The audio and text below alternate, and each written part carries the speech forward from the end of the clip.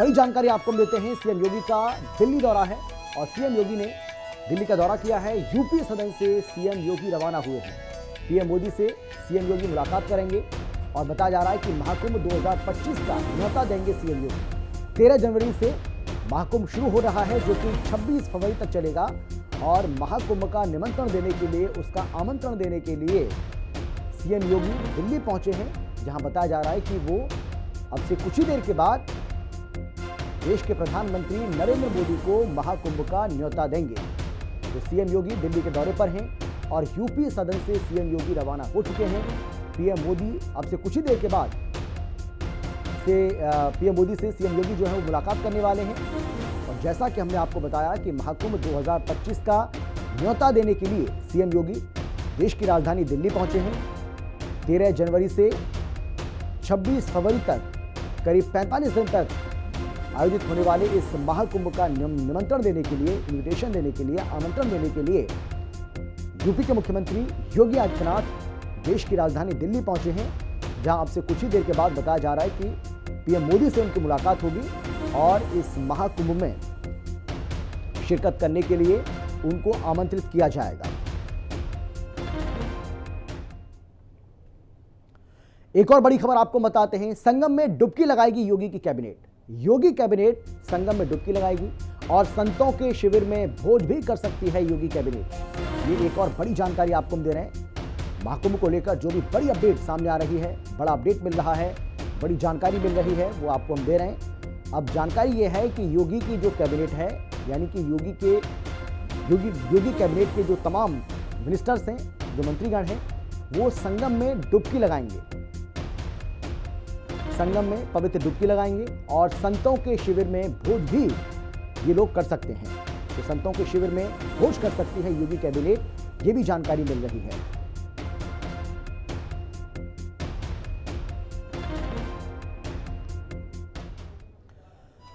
एक और बड़ी जानकारी आपको देते हैं। महाकुंभ में लग सकता है विधानसभा का विशेष सत्र। यह बहुत बड़ी जानकारी है। 20 जनवरी को प्रयागराज में हो सकती है बैठक। सभी 503 सदस्य ले सकते हैं हिस्सा। राष्ट्रपति और राज्यपाल इसको संबोधित कर सकते हैं। तो महाकुंभ को लेकर एक और जो बड़ी जानकारी मिल रही है वो ये है कि महाकुंभ में विशेष सत्र हो सकता है। महाकुंभ में लग सकता है विधानसभा का विशेष सत्र। 20 जनवरी को प्रयागराज में ये बैठक हो सकती है और सभी 503 सदस्य इसमें हिस्सा ले सकते हैं। इसके अलावा ये भी जानकारी मिल रही है कि देश की राष्ट्रपति द्रौपदी मुर्मू और राज्यपाल यूपी की आनंदीबेन पटेल दोनों इस सत्र को संबोधित भी कर सकते हैं। तो एक बार फिर से आपको बता दें, ये बड़ी जानकारी। महाकुंभ में विधानसभा का विशेष सत्र लगने की खबर सामने आ रही है और 20 जनवरी को ये प्रयागराज में बैठक हो सकती है, जिसमें कहा जा रहा है कि 530 सदस्य हिस्सा ले सकते हैं। इसके अलावा देश की राष्ट्रपति द्रौपदी मुर्मू और यूपी की राज्यपाल आनंदीबेन पटेल इसको संबोधित कर सकती हैं। आगे बढ़ते हैं। महाकुंभ को लेकर तैयारियां अंतिम दौर में हैं।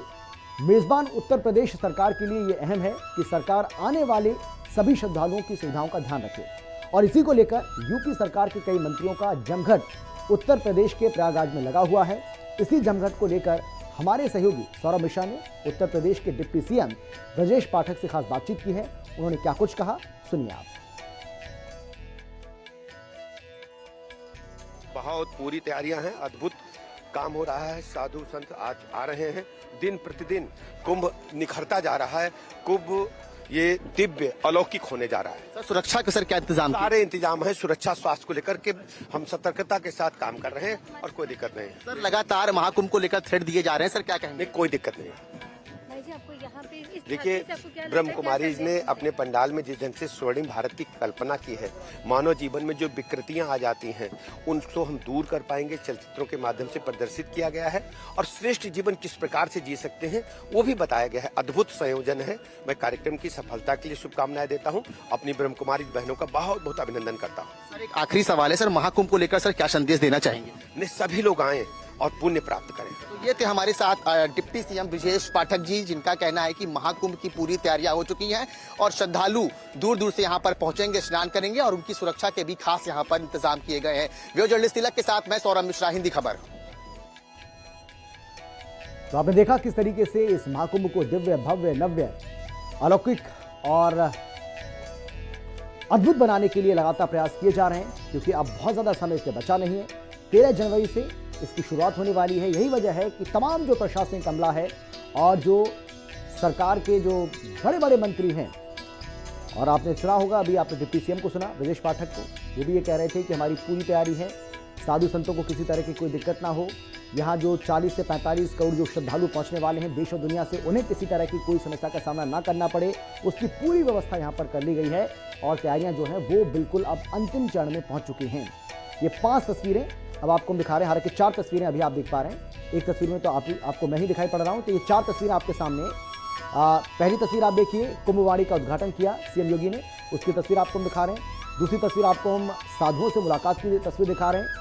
जब महाकुंभ पहुंचे थे सीएम योगी तो साधु संतों से उन्होंने मुलाकात की थी, उसकी तस्वीर आपके सामने है। और तीसरी तस्वीर आपको हम दिखा रहे हैं, माँ की रसोई का किस तरीके से शुभारंभ किया गया फीता काटकर, उसकी तस्वीर आपके सामने है। और चौथी तस्वीर जहाँ 100 बसों को सीएम योगी की ओर से हरी झंडी दिखाई गई, उसकी ये तस्वीर आपके सामने।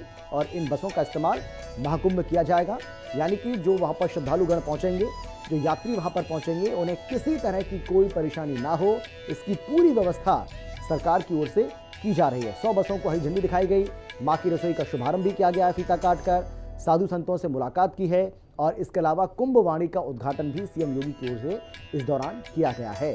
तो ये 4 तस्वीरें प्रयागराज में होने जा रहे महाकुंभ को लेकर, जिससे अंदाजा जो है वो आप लगा सकते हैं कि जो तैयारियां हैं वो अब बिल्कुल अंतिम चरण में पहुंच चुकी हैं, और किसी तरह की कोई भी समस्या अब यहाँ पर श्रद्धालुओं को नहीं होने वाली है। और आपने सुना होगा, सीएम योगी बिल्कुल साफ कर चुके हैं कि जितने श्रद्धालुओं के, जितने भक्तों का यहाँ पहुँचने का अनुमान जताया जा रहा है, उससे कहीं ज़्यादा की व्यवस्था हमारी ओर से की जा रही है। यही वजह है कि समस्या का सामना किसी को नहीं करना पड़ेगा, इस बात की उम्मीद की जा सकती है। और सीएम योगी ने क्या कुछ कहा है महाकुंभ की इन तैयारियों को लेकर वहां पहुंचने के बाद, जरा सुन लीजिए आप। कुंभ के इस आयोजन में देश और दुनिया प्रयागराज आने के लिए उत्सुक है। हमारा दायित्व बनता है इस पूरे आयोजन में, जब दुनिया हमारे प्रयागराज में आ रही है तो उनका स्वागत और उनको उनकी आस्था के अनुरूप व्यवस्था हम लोग उसी श्रद्धा भाव के साथ दे पाए। प्रत्येक विभाग अपने दायित्व का निर्वहन कर रहा है, और उस निर्वहन के क्रम में ये बसें परिवहन विभाग के द्वारा मेले के क्षेत्र में श्रद्धालुओं की सुविधा के लिए प्रदान की गई है। मैं इसके लिए परिवहन मंत्री श्री दयाशंकर सिंह जी को, जो दिन रात एक करते हैं, वे रात्रि में चलते हैं या दिन में, ये अनुमान करना कठिन होता है। और आज उन्होंने, मैं तो सोचता था कि पता नहीं, ऐसा तो नहीं कि वो देर रात्रि में आएंगे, लेकिन वे समय से पहले यहाँ पहुंच करके इस कार्यक्रम में भागीदार बन रहे हैं, और सचमुच अच्छी व्यवस्था की है। हमारे सभी परिवहन विभाग के अधिकारीगण, सभी जो चालक परिचालक, ये सभी के द्वारा जो सेवाएं दी जा रही हैं, बड़ी श्रद्धा और निष्ठा के साथ आप करेंगे। जूना अखाड़े का पंडाल बना आकर्षण का केंद्र। 4.75 लाख वर्ग फीट में बना है ये पंडाल। 35 दिनों में ये जूना अखाड़े का जो पंडाल है बनकर तैयार हुआ है, और गुजरात से बताया जा रहा है कि गुजरात से प्रेरित वास्तुकला की झलक इसमें दिखती है।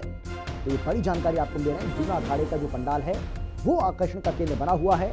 4.75 लाख वर्ग फीट में बना है ये पंडाल, और 35 दिनों में जूना अखाड़े का ये पंडाल बनकर तैयार हुआ है।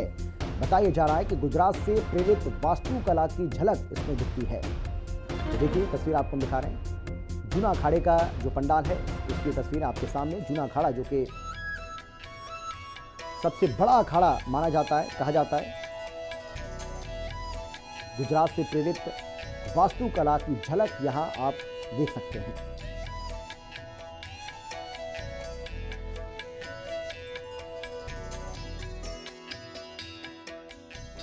हमारी ज़मीन लगभग 22 एकड़ है, और जो एक्चुअल कंस्ट्रक्टेड एरिया है वो 4.5 लाख स्क्वायर फुट है।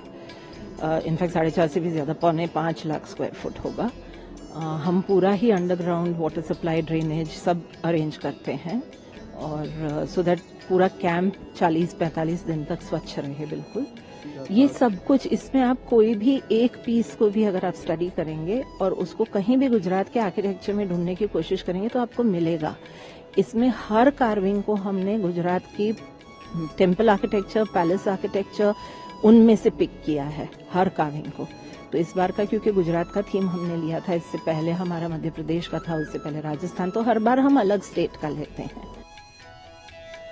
महाकुंभ को सुगम और स्वस्थ महाकुंभ बनाने के लिए योगी सरकार ने कमर कस ली है।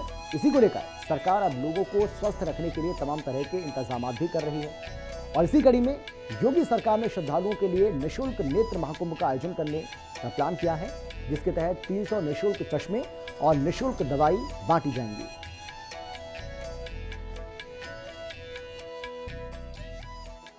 महाकुंभ 2025 की तैयारियां अब अपने अंतिम चरण पर पहुंच चुकी हैं और विश्व की सबसे बड़ा धार्मिक मेले का आयोजन प्रयागराज में होना है। और ऐसे में अगर हम श्रद्धालुओं की बात करें तो श्रद्धालुओं का इस बार खास ख्याल योगी सरकार ने रखा है। जहां तक महाकुंभ की तैयारियों की बात करें तो वो लगभग पूरी हो चुकी है और इसी के साथ साथ अब यहाँ पर नेत्र कुंभ की तैयारियां भी पूरी हो चुकी हैं। तस्वीरों में हम आपको सबसे पहले वो तस्वीर दिखाएंगे कि यहाँ पर देखिए किस तरह से सैकड़ों की संख्या में यहाँ पर अब लोग पहुंच रहे हैं। सबसे पहले हम आपको नेत्र महाकुंभ के बारे में बताएंगे कि आखिर नेत्र महाकुंभ क्या है। नेत्र महाकुंभ वो कुंभ है जो श्रद्धालु यहाँ पर जिनको आंखों में दिक्कत है उसके लिए यहाँ पर नेत्र महाकुंभ शिविर खोला गया है और यहाँ पर फ्री में दवा वितरण, फ्री में चश्मे का वितरण और जितने भी श्रद्धालु यहाँ पर पहुंचेंगे, जितने भी राज्यों श्रद्धालु यहाँ पर पहुंचेंगे, उनका यहाँ पर आंखों का इलाज बिल्कुल फ्री होगा। तस्वीरों में आप देखें कि आज से ओपीडी का पहला दिन है और आप भीड़ देख सकते हैं। ये श्रद्धालु यहाँ पर पहुंच रहे हैं। यहाँ पर लगभग 3 लाख से ज्यादा चश्मा बांटा जाएगा, वो भी फ्री ऑफ कॉस्ट। तो जहां एक तरफ महाकुंभ की तैयारी चल रही है तो वहीं दूसरी तरफ महाकुंभ नेत्र की भी तैयारी चल रही है। हालांकि 2019 में भी नेत्र महाकुंभ की पहली बार शुरुआत हुई थी और उसके बाद नेत्र महाकुंभ का जो सिलसिला है वो लगातार बढ़ता गया, श्रद्धालु जुड़ते गए और जिन जिन राज्यों से श्रद्धालु यहाँ पर आएंगे उनका कार्ड बनेगा और कार्ड बनने के बाद वो किसी भी राज्य में जाकर अपना फ्री में इलाज करा सकते हैं। तो तस्वीरों में आप देख सकते हैं कि ये नेत्र महाकुंभ है और अब आज ही से यहाँ पर ओपीडी भी शुरू हो चुकी है, यानी कि जो श्रद्धालु मेले शिविर में पहुंचेंगे और जिनको कोई आंखों में समस्या होती है या आंखों से रिलेटेड कोई बीमारी होती है वो यहाँ पर पहुंच के आसानी से अपना इलाज करवा सकते हैं। वीडियो जर्नलिस्ट तिलक के साथ मैं सौरभ मिश्रा, हिंदी खबर, प्रयागराज। आस्था और धर्म का काफी गहरा संबंध प्रयागराज की संगम धरती पर है और इसीलिए हर 12 वर्षों में यहाँ पर महाकुंभ का आयोजन होता है और इस महाकुंभ के आयोजन में लगभग 40 करोड़ से ज्यादा श्रद्धालु जब प्रयागराज पहुंचेंगे तो उनकी स्वास्थ्य का भी खास ख्याल यहाँ पर रखा गया है। फिर हम चाहे केंद्रीय चिकित्सालय की बात कर ले और फिर हम चाहे नेत्र महाकुंभ की बात कर ले।